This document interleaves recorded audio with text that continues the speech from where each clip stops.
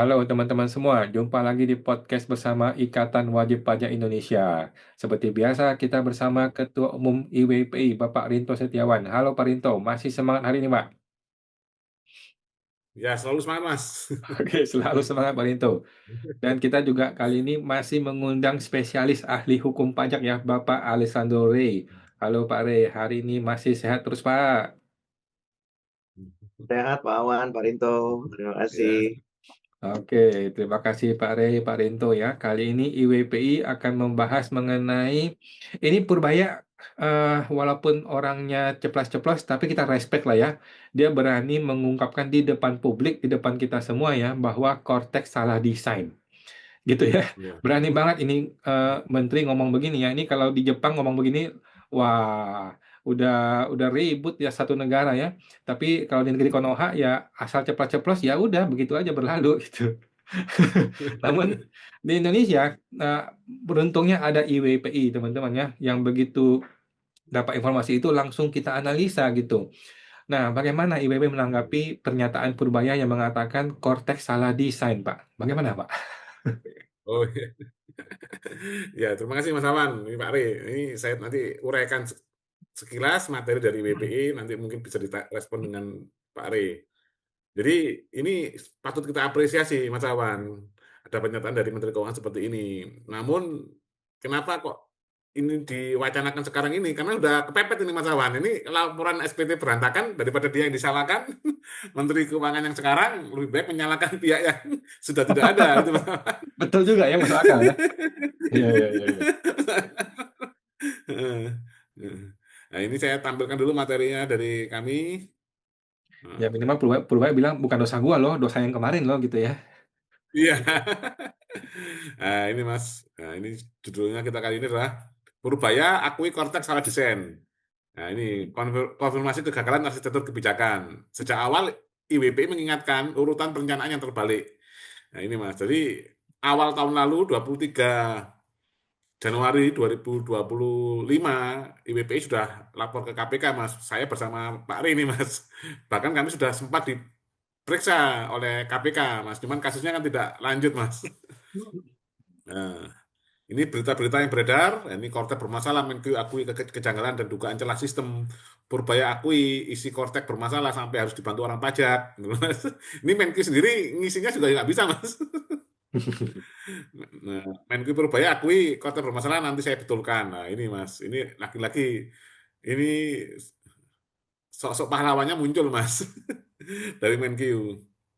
Nah, ini titik balik atau trigger yaitu pengakuan Menkyu, sebuah validasi atas kritik publik. Poin utama, Menkyu secara eksplisit mengakui adanya salah desain pada Cortex. Realita di lapangan, kebingungan wajib pajak dan implementasi yang jauh dari ideal. Posisi WPI menyatakan ini bukan sekedar berita, melainkan validasi ilmiah atas kritikan konsisten IWPI sejak awal tahun 2025, Mas Aman. Akar masalah, ini bukan kendala teknis, tapi kegagalan logika perencanaan. Masalah Cortex bersifat sistemik, bukan sekedar bug aplikasi. Analisis WPI kegagalan bermula dari urutan perencanaan yang terbalik atau reverse planning. Ketidaksinkronan antara proses bisnis, regulation, dan teknologi. Jadi urutannya harus seperti ini, Mas. Proses bisnis. Nah, ini yang dinamakan desain itu Pak Purbaya di sini, Mas. Proses bisnis ini, Mas, sebenarnya, Mas. Regulasi itu peraturan-peraturan perpajakannya harus dibuat untuk menunjang proses bisnis yang sudah dibuat. Barulah pengadaan teknologi atau aplikasinya, yaitu Cortex itu sendiri. Standar manajemen dan ini maksudnya standar manajemen global melawan realita di lapangan. Nah, ini berdasarkan standar ISO manajemen dan software engineering dan enterprise arsitektur IT governance. Nah, ini pertama bisnis proses itu mendefinisikan cara kerja yang efisien. Regulation yaitu payung hukum yang memayungi proses-proses tersebut. Yang ketiga adalah teknologi, yaitu alat atau enabler untuk menjalankan regulasi dan proses tersebut. Penyimpangan, jika urutan ini dibalik, sistem dipastikan gagal sistemik. Nah, itu Mas. Ini kronologi reverse planning Cortex. Mengapa Cortex terjebak dalam malpraktek manajemen? Nah, pertama, regulasi yang prematur. Munculnya Perpres 40 2018 sebelum proses bisnis matang. Jadi Cortex ini di latar belakang oleh munculnya Perpres 40 2014, Mas. Tapi ini Perpres terkait pengadaannya, bukan terkait proses bisnis perpajakannya.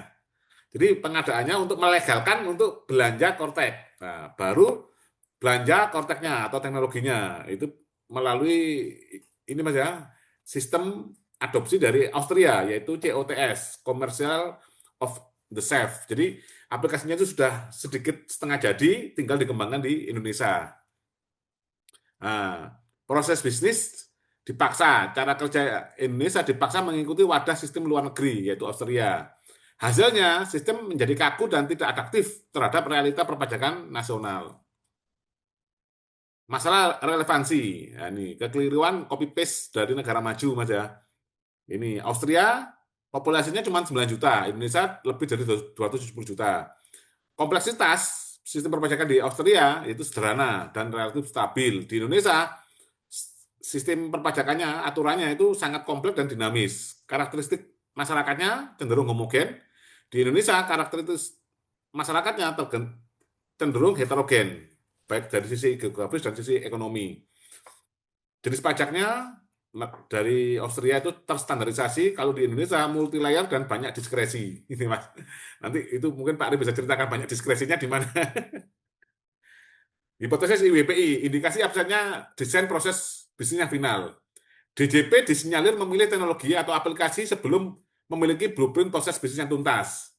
Dampaknya, teknologi yang seharusnya melayani pengguna justru menjadi, tanda kutip ini majikan, yang memaksa aturan hukum bertekuk lutut agar sesuai dengan kemampuan aplikasi. Itu Mas. Jadi sekarang itu aturan hukumnya menyesuaikan aplikasi. Mungkin nanti Pak Ari bisa. Jadi dibuat untuk menyesuaikan aplikasi ini biar kelihatan benar. Mas. Bahkan analisa dari WP ini Mas Awan, kalau Pak Purbaya ngomong salah desain, itu masih lebih bagus, Mas. Karena salah desain berarti ada desain yang benar. Benar nggak, Mas? Nah, ini analisa dari WPI, ini desainnya aja nggak ada, Mas, blueprint-nya. Karena kalau desainnya ada, tinggal tunjuk hidung, Mas. Tunjuk, oh di titik ini salahnya aplikasi ini seharusnya seperti ini loh. Itu kalau contohnya kita bangun rumah, ada gambar kerjanya, terus sudah jadi, tapi salah. Nah, misalkan kamar mandi, kita desain ukuran 2x2 meter, ternyata jadinya 4x4 meter, kok lebih besar. Nah, itu bisa kita salahkan kalau ada gambar, ini Mas, master plan-nya. Loh, ini desain saya ini 2x2 loh di sini, di gambar saya ini, kok bisa jadinya 4x4. Nah, kalau Kortek ini, mau menyalahkan yang mana, Mas? Oh, blueprint-nya DJP nggak punya, itu loh, Mas. Karena kenapa saya berani mengatakan DJP nggak punya? Karena kami dari WP sudah bersurat, mana minta proses bisnisnya nggak ada, itu loh, Mas. Ini dampak multiplier di lapangan. Ketidakpastian akhirnya meluas. Internal DJP, petugas KPP mengalami kebingungan prosedur. Wajib pajak menjadi kelinci percobaan sistem yang belum pernah matang. Konsultan pajak kehilangan kompas akibat aturan berubah-ubah demi menyesuaikan sistem yang error. Ya, ancaman terhadap kedaulatan wajib pajak. Safe assessment atau safe punishment ini di konten kita yang kemarin. Safe assessment hanya sah secara moral dan hukum jika aturan bersifat kepastian, certainty, sistem bersifat user-friendly, convenience, prosedur yang stabil atau stability. Tanpa ketiga hal ini, safe assessment berubah menjadi jebakan sanksi bagi wajib pajak. Jadi aplikasi ini Mas, seharusnya itu meniru konsep-konsep kayak kita menggunakan Tokopedia, Shopee, Gojek, Grab. Itu kan relatif minim Mas ya, sosialisasi. Jadi wajib pajak itu dengan UIT yang sudah sudah disusun dengan baik, itu UIT user accepted ini banyak apa? Pokoknya cara penggunaan aplikasi itu masyarakat itu harusnya bisa mencoba sendiri dan ini Mas langsung bisa sendiri. UIT itu user acceptance test Mas. Terus ketidakadilan tata kelola, beban kegagalan sistem dipikul oleh rakyat. Ini sistem error, wajib pajak dianggap terlambat atau salah lapor. Aplikasi gagal, wajib pajak menanggung sanksi administrasi dan denda. Ini adalah pelanggaran prinsip good governance dan asas keadilan dalam perpajakan. Nah, ini perspektif dari good governance. Ini Kortek saat ini gagal memenuhi transparansi, fairness, dan kepastian hukum. Pernyataan Menkyu sama dengan konfirmasi kritik IWPI. 2026, Menkyu akui Kortek salah desain. 2025 awal, IWPI sudah ingatkan proses ini terbalik. Ini menandakan kritik WPI terbukti bukan asumsi berdasarkan ilmu manajemen. Nah, ini ada berita-berita Mas yang ini sudah kita capture. Rekomendasi WPI, ya solusinya itu melakukan riset cara berpikir. Perbaikan tidak boleh hanya sekedar patching atau menambal coding aplikasi. Redesain proses bisnis, petakan ulang kebutuhan ekonomi nasional. Kedua, harmonisasi regulasi, sederhanakan aturan agar aplikatif. Yang ketiga, baru sinkronasi teknologi, sesuaikan dengan alat dengan kebutuhan, bukan sebaliknya. Kesimpulan, modernisasi tidak sama dengan digitalisasi tanpa konsep. IWPI mendukung modernisasi tapi menolak sistem yang menindas wajib pajak akibat kecerobohan dalam sistem perencanaannya. Jika ingin reformasi berhasil, perbaiki cara berpikir manusia, baru aplikasinya, mesin. Jika proses dibalik, hasil pasti bermasalah. Jika sistem belum siap, jangan bebankan ke wajib pajak. Jika ingin reformasi pajak berhasil, mulai dari proses bisnis, bukan dari aplikasi. Sejak awal, kami ingatkan prosesnya terbalik. Hari ini diakui salah desain, artinya yang perlu diperbaiki bukan hanya baris kode di aplikasi, tetapi integritas logika dalam membangun sistem kenegaraan. Seperti itu, Mas Aman. Oke, terima kasih Pak Rinto ya. Saya mau tanya deh ke Pak Rinto. Pak Rinto kan sebagai salah seorang bisnismen pengadaan pemerintah nih Pak. Ini kalau Bapak disuruh bikin pengadaan barang yang sifatnya jasa, tapi nggak ada desainnya, kemudian barang dibikin, barangnya salah, ini siapa yang salah nih Pak? Jadi pengadaan aplikasi ini, Mas, sebenarnya sama dengan pengadaan ini, Mas, konstruksi, Mas Aman. Pasti ada ini tender awal tuh tender jasa perencanaan, Mas. Jadi ini membuat proses bisnis itu oke lah. DJP memang nggak punya, tapi kan ada, Mas. Kalau nggak salah apa, Mas, PwC atau Deloitte itu, Mas, yang ikuti Hmm, proses tender awal itu, Mas. Nah, hmm, itu kan membuat master plan atau blueprint. Jadi hmm, kalau nggak ada blueprint, Mas, kita ini kan ada pertama vendornya ada tiga, Mas. Pertama adalah vendor perencanaan. Nah, yang kedua di tengah ini adalah ininya kontraktornya yang mengerjakan dari perencanaan yang sudah direncanakan tadi. Baru yang ketiga ada tender lagi namanya pengawasan, Mas Awan. hmm, Nah, ini kan semua ini dilalui, Mas. Bahkan sudah ada pemenangnya, Mas Awan. Jadi hmm, ini kalau sampai nggak ada master plan-nya, berarti yang salah mulai dari awal ini perencanaannya kok bisa lolos, Mas. Dan kok berani mengerjakan tender ini kalau nggak ada perencanaannya. hmm. Seperti itu Mas Awan. Nah, kenapa kok berani? Ini analisa saya Mas Awan ya. Analisa dari IWPI karena ini kan melibatkan dalam tanda kutip elit global Mas. Big Four ini kan ada Deloitte, ada apa Mas EY atau PwC ya Mas yang terlibat dalam proyek Protek ini. Ya ini pasti aman itu Mas Awan. Jadi sepertinya APH juga tidak bertaring di dalam ini Mas ya kegagalan Kortek ini ya karena mungkin Pak ini Mas ya mantan dirjen pajak Pak Suryotomo dan Bu Sri Mulyani ini udah aman Mas, sudah di backing sama Amerika lah Mas. Jadi Amerika pun bahkan ngebom aja kan nggak ada yang menyaksi Mas seluruh dunia Mas. Ngebom loh Mas ini Mas. Apalagi cuma bikin konteks 1,4 triliun Mas. Ini Amerika sama Israel kan kita ngomong kita ngebom Iran itu berapa Mas kerugiannya Mas? Seluruh dunia kan nggak ada yang menyatakan ini Mas. Mengecam kan hampir sedikit Mas ya yang mengecam paling cuma Cina sama Rusia sama Korea Utara. Seluruh negara dunia kan diem. Hmm. Seperti itu Mas Aman, mungkin bisa disambung sama ini, sama Pak Ari detailnya. Oke, siap. Makasih Pak Rinto. Mungkin kita langsung ke Pak Rey nih ya. Sebelum Pak Rey mulai, mungkin saya pengen ada tanya ke Pak Rey nih. Ini kan Pak Rinto bilang malpraktek manajemen nih ya. Salah desain, kata Pak Purbaya. Tapi kata Pak Rinto, tidak ada desain sejak awal ya. Desainnya abal-abal gitu. Ya mungkin pokoknya bikin yang bagus aja deh. Pokoknya bikin yang bagus. Kan kalian orang pinter, bikin aja seperti negara A gitu ya. Kami nggak perlu desain lah. Pokoknya bikin aja kayak negara A. Dibikinlah oleh si para desainer ini, orang-orang ini. Jadinya sampah. Jadinya sampah nggak bisa dipakai, kacau balau. Tapi supaya nggak masuk KPK, ya tetap aja kita launching gitu kan. Nah, pertanyaan pertama ke Pak Rey ini melanggar hukum apa nggak Pak Rey? Apakah secara hukum ini melanggar hukum atau tidak nih? Barangnya tidak jelas, sejak awal desainnya nggak jelas, atau bahkan nggak ada desain, kemudian dibikin, tetap dipaksakan dibikinnya nggak bagus, tetap di launching. Ini melanggar hukum atau tidak? Nah, gitu. Silakan Pak Rey, mungkin dilanjutkan pendapat Pak Rey. Ya, terima kasih Pak Awan dan Pak Rinto. Ini pertanyaan menarik ya. Ketika saya dan Pak Rinto diminta keterangan di KPK, tentu hal pertama yang mereka tanyakan adalah mengenai bisnis proses, atau kalau di dalam kacamata pajak disebut tax model gitu ya. Model perpajakan Indonesia itu seperti apa sih? Karena mereka juga kan kurang paham ya, Pak Rinto. Jadi tentunya kami harus menjelaskan bisnis proses atau tax model di Indonesia itu seperti apa, ya. Dan memang itu sangat sulit untuk dipahami bagi orang awam, ya.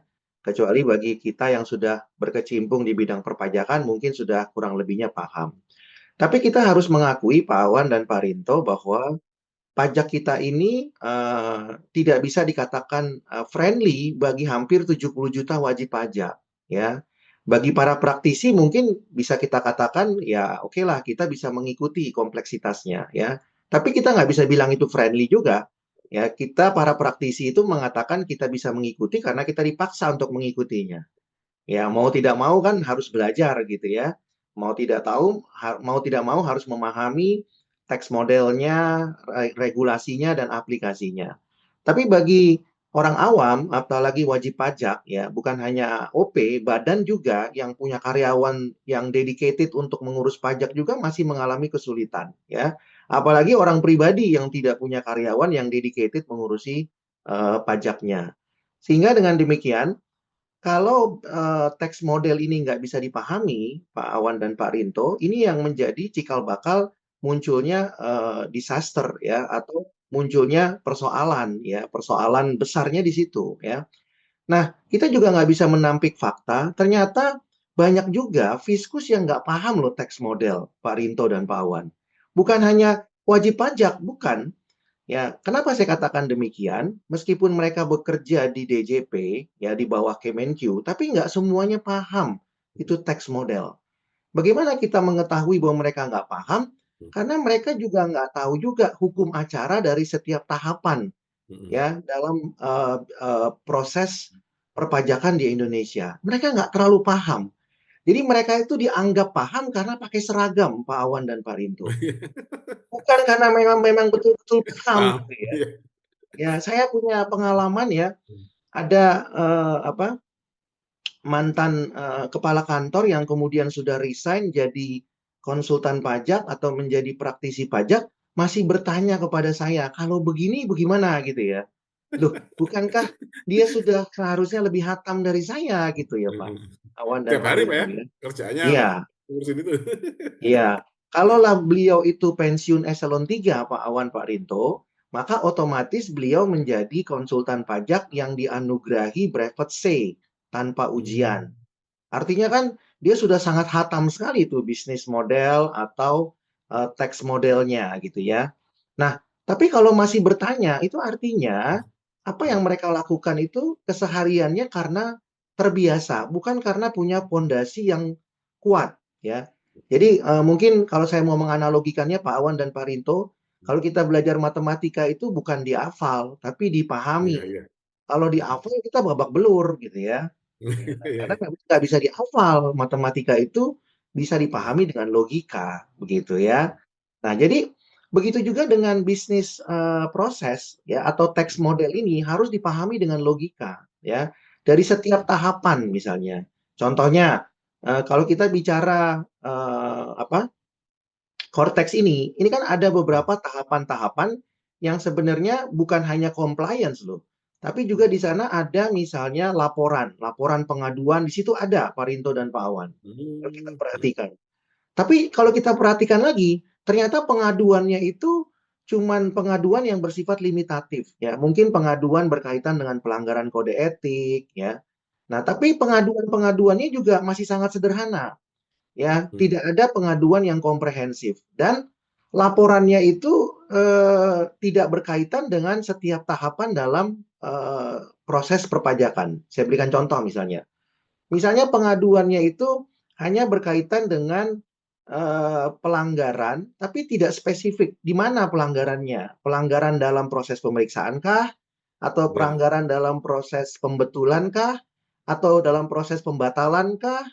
Ya, nah ini nggak jelas gitu ya. Jadi laporan pengaduannya itu tidak jelas gitu. Jadi tanggung. Nah ini menandakan bahwa mereka nggak mengerti nih ya, tidak mengerti teks model. Kalau di bidang hukum Iya. disebutnya hukum acaranya.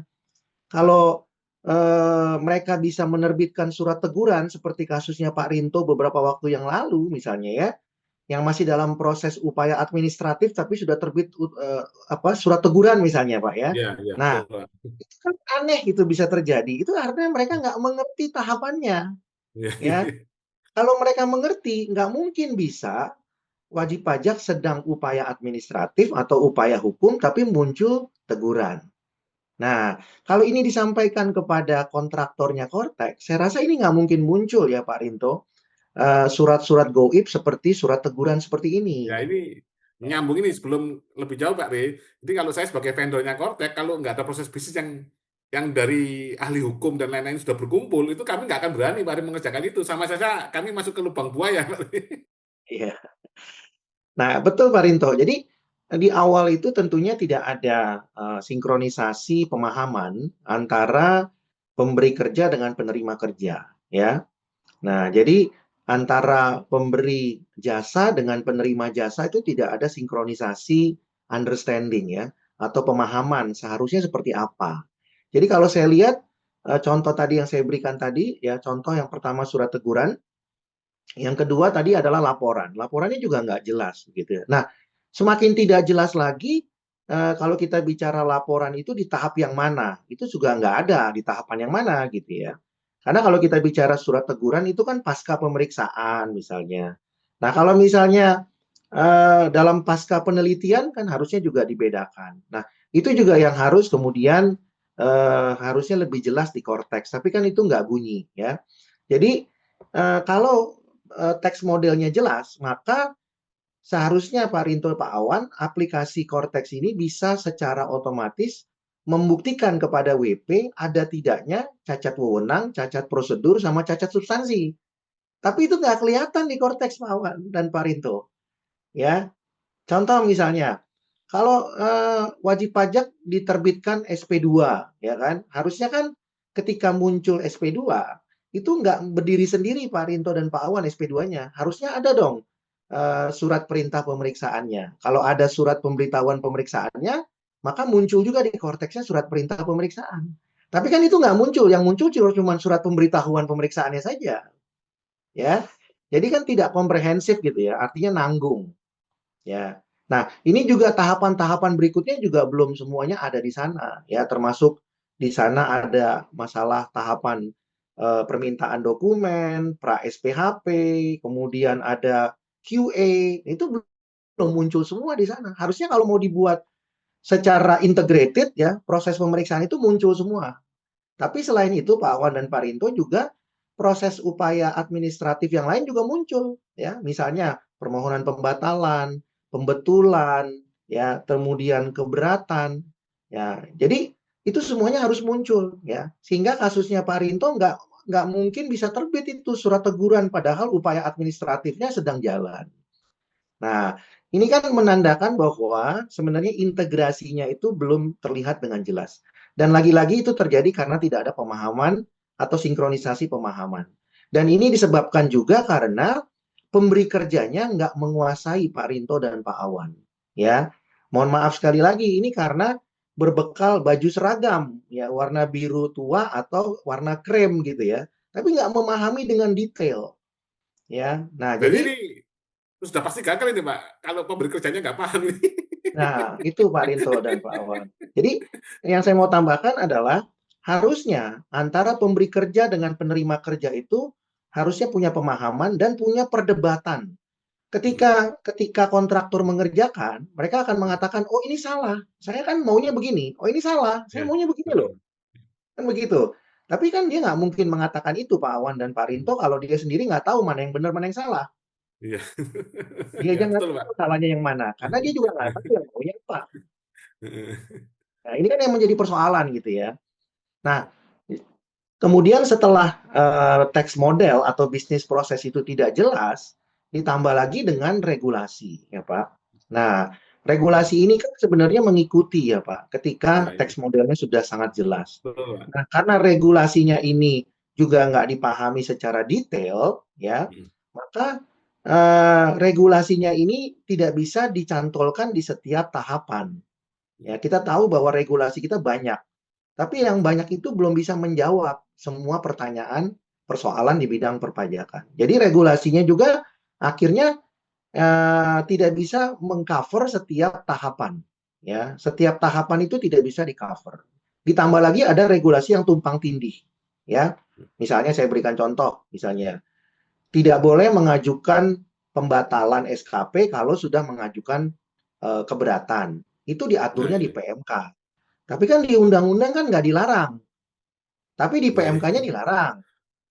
Nah, tentu si Mm-mm. pembuat rumah tax model itu akan bingung dong. Kalau mereka dikasih tahu yang sesungguhnya. Mungkin ini karena nggak dikasih tahu, akhirnya jadinya carut marut. Ya, Mm-mm. jadi regulasi itu mengikuti sebenarnya. Tapi regulasinya kalau tidak lengkap dan tidak jelas juga menimbulkan persoalan. Nah, yang terakhir adalah masalah aplikasi atau teknologi itu sendiri. Nah, kan teknologi kan tentunya kan adalah finishing ya daripada semuanya itu. Jadi kalau misalnya regulasinya sudah ada semua di setiap tahapan dan teks modelnya sudah jelas, maka harusnya teknologi informasinya itu bisa lahir atau terbentuk dari kelengkapan elemen-elemen yang sudah ada sebelumnya, yaitu teks model dan juga regulasinya. Ya. Jadi kalau menurut saya, kalau memang ini nggak bisa lagi ditambal sulam, ya tadi saya Iya, pinjam terminologinya Pak Rinto itu apa Pak? Menambal itu patching ya. iya. Ya, jadi kalau nggak bisa lagi di patching, mau tidak mau harus diambil sikap ya. Apakah ini kemudian mau dimuseumkan? Ya, tentu harus ada tersangkanya Iya, ya. Atau misalkan yang menanggung bebannya adalah wajib pajak ya. Jadi pilihannya sesederhana itu. Kalau mau dipaksakan, ya tentu harus ada deadline. Mau di patchingnya seberapa luas, seberapa besar, dan jangka waktunya sampai kapan. Tapi kalau nggak bisa di patching lagi, ya mau nggak mau dimuseumkan dan harus ada tersangkanya. Saya rasa begitu Pak Awan dan Pak Rinto. Oke, siap. Terima kasih Pak Rey. Makasih Pak Linto ya. Jadi ujung-ujungnya cuma satu. Di dalam negara hukum harus ikuti hukum. Kalau memang salah, ya ujungnya KPK dan Kejaksaan harus siap bergerak ya. Tidak peduli ini siapa, tidak peduli ini menteri, menteri keuangan segala presiden, nggak peduli ya. Di Korea Selatan itu presiden aja dihukum seumur hidup loh. Gimana, gimana menteri doang ya. Nah, tapi kita tunggu ya keyakinan Pak Prabowo untuk berani untuk mengungkap kasus-kasus yang seperti ini. Nggak besar sih, cuman elit global terlibat ya. Antek-antek asing katanya Pak Prabowo. Baik, makasih Pak Linto, makasih Pak Rey. Kita jumpa lagi Pak di podcast berikutnya Pak. Sama-sama.